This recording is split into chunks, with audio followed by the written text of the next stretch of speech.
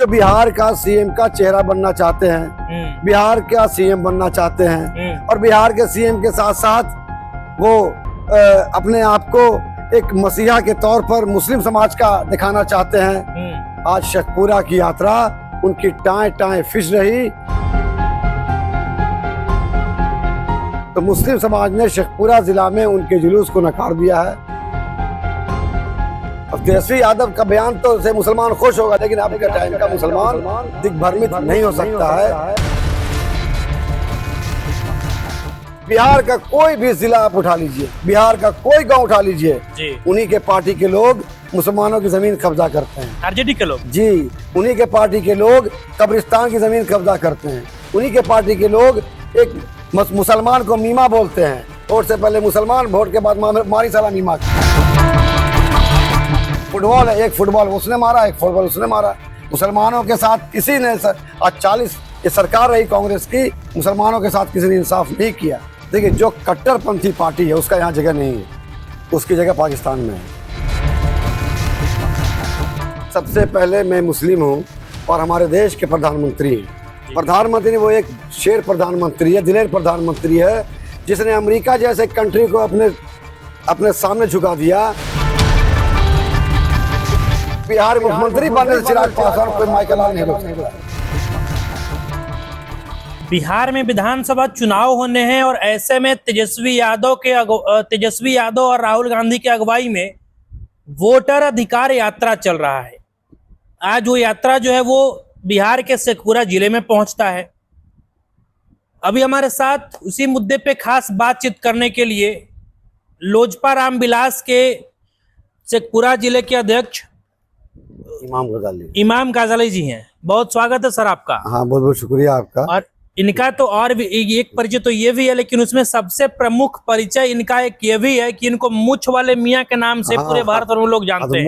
मूछ को हटने दीजिए तब। हाँ, चलिए अब अच्छा, पहले तो आप ये बताइए कि आपको मूछ वाला मियाँ क्यों कहा जाता है? इसलिए कि मूछ बहुत नुकीलेदार है जी, और ये मूछ को बहुत मैं मेंटेन करता हूँ। मेंटेन करने में समय होता है जी, तो मूछ बहुत कम लोगों को रखते हैं जी। तो मूछ वाले मियाँ के नाम से हम प्रसिद्ध भी हैं।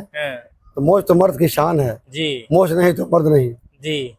मूछ लेकिन यूं है, अब देखा होगा मौलाना अबुल कलाम आजाद का जी, मूछ आपने देखा होगा जी, मौलाना। हाँ जी, तो ही मूछ रखते थे जी। मूछ रखना मर्द की निशानी है जी, और मूछ से आपकी पहचान है जी, और मूछ एक शान है जी, और मूछ एक जानदार पहचान का एक स्वरूप भी है जी।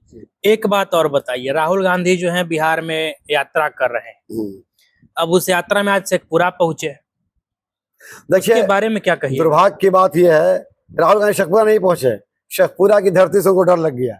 हाँ। जब बरबीघा राहुल गांधी पहुंचे तो बरबीघा में उनकी भीड़ बहुत कम थी। हाँ।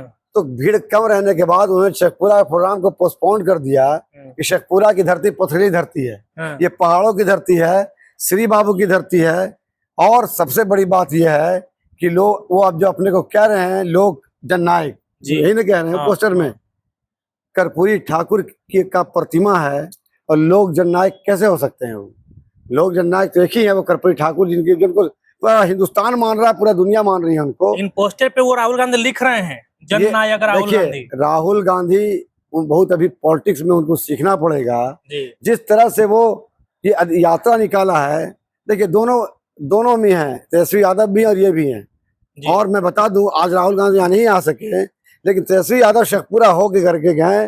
और दुर्भाग्य की बात यह है कि मैं तो डायरेक्ट हिट करूंगा तेजस्वी यादव को, जो बिहार का सीएम का चेहरा बनना चाहते हैं, बिहार का सीएम बनना चाहते हैं और बिहार के सीएम के साथ साथ वो अपने आप को एक मसीहा के तौर पर मुस्लिम समाज का दिखाना चाहते हैं। आज शेखपुरा की यात्रा उनकी टाएं टाएं फिश रही।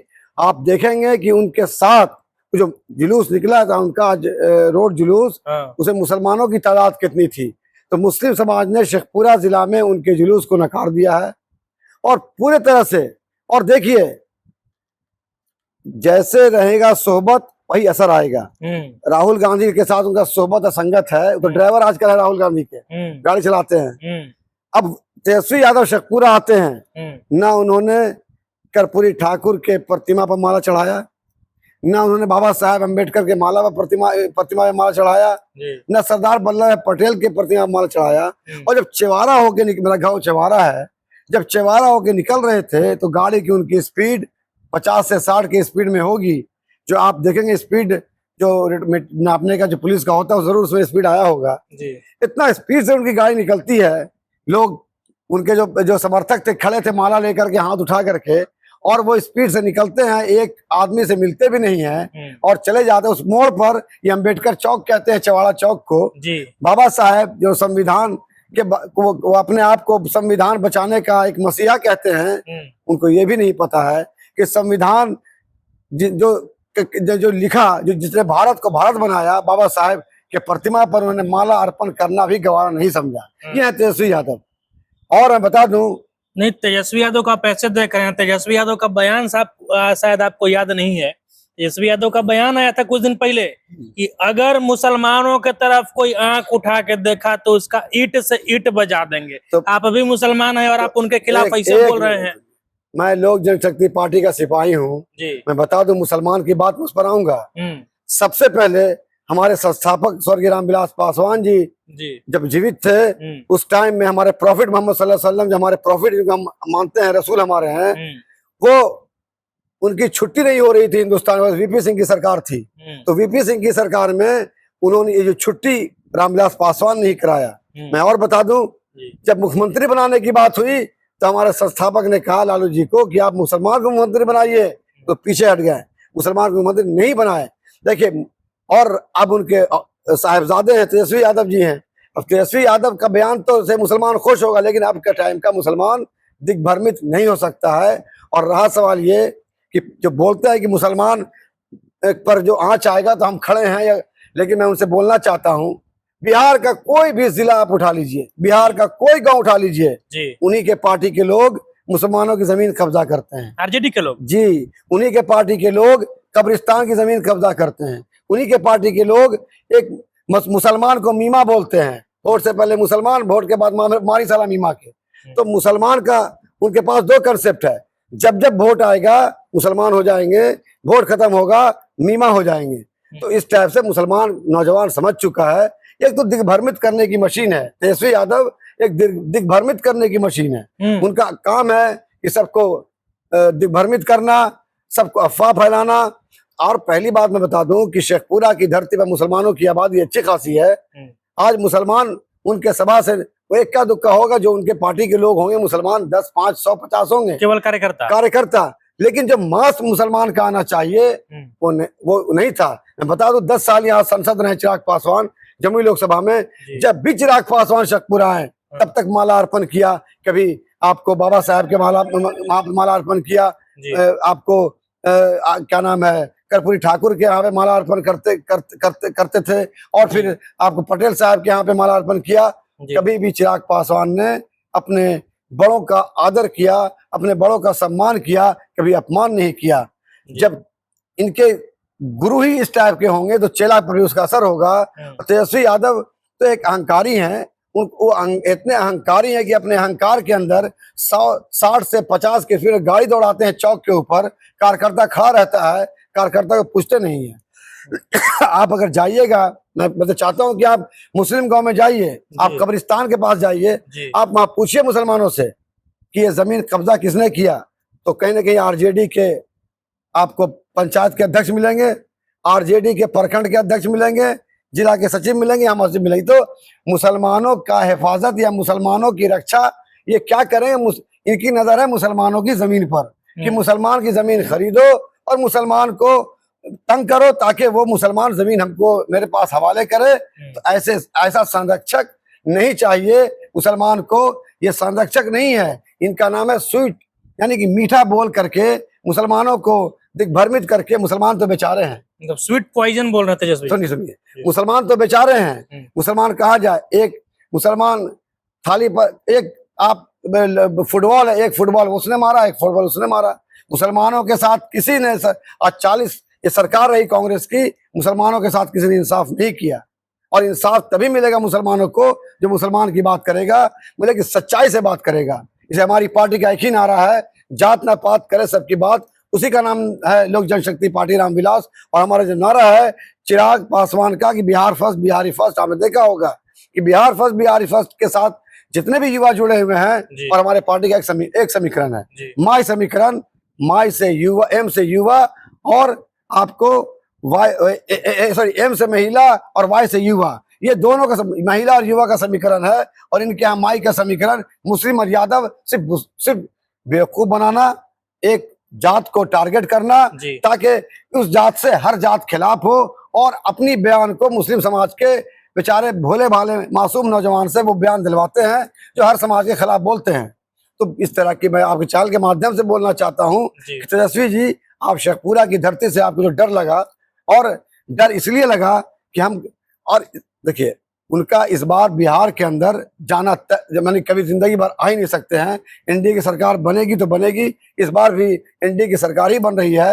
मैं तो चाहूंगा कि हमारा बिहार का जो भविष्य है, जो बिहार का फ्यूचर है, बिहार का जो जिस पर दारोमदार है, चिराग पासवान को मुख्यमंत्री यहाँ बनना चाहिए। इसलिए युवाओं की नजर उन पर है, युवाओं चाहता है कि चिराग पासवान मुख्यमंत्री बने, ताकि बिहार का कायाकल्प, मैंने एक पोस्टर भी लगाया था पटना में कि दंगा फसाद न बवाल चाहिए, बिहार का सीएम चिराग चाहिए। तो बिहार का सीएम चिराग ही चाहिए, तभी बिहार और बिहार वासियों के लिए एक अच्छा सौगात मिलेगा, एक अच्छा विकल्प खुलेगा। जी अच्छा, तो आप कह रहे हैं कि मुसलमानों पे जो है 40 साल राज की कांग्रेस जो है, और मुसलमानों का कुछ नहीं हो पाया भारत पर राज करने के बावजूद भी। आखिरकार ओवैसी के बारे में क्या कहिएगा? ओवैसी जी तो मुसलमानों की बात करते हैं, बिहार में चुनाव भी पिछले बार लड़े थे। ओवैसी साहब देखिए, जो कट्टरपंथी पार्टी है उसका यहाँ जगह नहीं है, उसकी जगह पाकिस्तान में है। कट्टरपंथी पार्टी को यहाँ नहीं रहना है, जो दो को बीच में लड़ाई लड़ा दे, हिंदू मुस्लिम के मोहब्बत को जो दरकिरार कर दे। पार्टी होती है जमात से, एक समाज की पार्टी नहीं होती है। ओवैसी साहब बोलते अच्छा है, बात भी अच्छा करते हैं, बैरिस्टर भी है, मैं उनका कदर करता हूँ, लेकिन वो अपने बात से डाइवर्ट हो जाते हैं और एक टारगेट मुसलमान को बनाते हैं। और यहाँ बिहार में आकर के मुसलमान एक सॉफ्ट टारगेट बनता है, और सॉफ्ट टारगेट से वो वोट डाइवर्ट हो जाता है, जिससे ओवैसी साहब को खुद परेशानी होती है। लेकिन ओवैसी साहब पढ़े लिखे हैं, उनको कम से कम ऐसी बात को परहेज करना चाहिए जहाँ पे दो समुदाय की मोहब्बत को दरार न पहुंचे। एक बात और बताइएगा, आप जो है अभी हमको एक तस्वीर भी दिखा रहे थे, हाँ, मोदी जी के साथ, और बोले कि मोदी जी आपके मूंछ का जो है तारीफ किए हैं। देखिए तो एक बतौर एक मुसलमान बताइए कि मोदी जी भी प्रधानमंत्री है, एक मुसलमान मोदी जी के बारे में क्या, पहले वो तस्वीर दिखा दीजिए, ये देखिए। हाँ, अब बताइए कि बतौर एक मुसलमान जो है मोदी जी के बारे में क्या सोचते हैं? सबसे पहले मैं मुस्लिम हूँ और हमारे देश के प्रधानमंत्री हैं। प्रधानमंत्री वो एक शेर प्रधानमंत्री है, दिलेर प्रधानमंत्री है, जिसने अमेरिका जैसे कंट्री को अपने सामने झुका दिया। वो प्रधानमंत्री भारत को चाहिए।